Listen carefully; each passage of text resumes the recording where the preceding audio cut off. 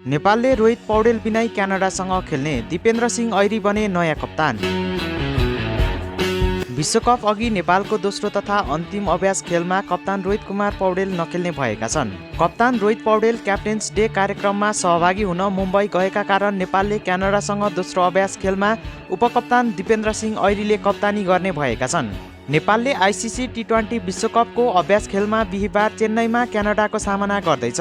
यो नेपालको दोस्रो अभ्यास खेल रहेको छ भने पहिलो खेलमा नेपालले युएईलाई 7 विकेटले पराजित गरेको थियो।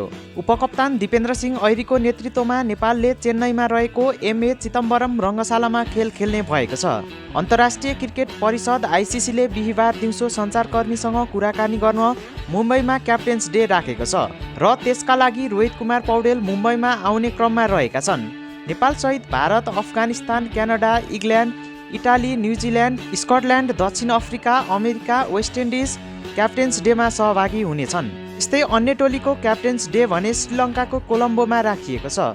भारत र श्रीलङ्काले यस टी20 विश्वकप खेल संयुक्त रूपमा आयोजना गरिरहेका छन्। नेपाली टोली क्यानाडासँग खेलेर शुक्रबार मात्र मुम्बई आइपुग्ने रहेका छन्। नेपालले आइतबार इङ्ल्यान्डसँग मुम्बईको वानखेडे रङ्गशालामा खेलेर टी20 विश्वकपको सुरुवात गर्नेछ।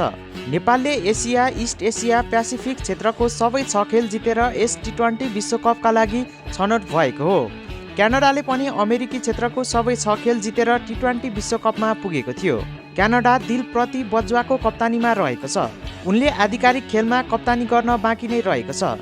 टोलीमा साद बिन जफर, निकोलस किर्तन र नवनीत ढालिवाल गरी 3 पूर्व कप्तान रहेका छन्।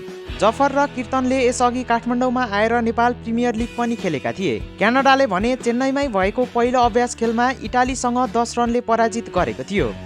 क्यानाडाले सोमबार अहमदाबादमा दक्षिण अफ्रिकासँग खेलेर टी20 विश्वकपको सुरुवात गर्नेछ।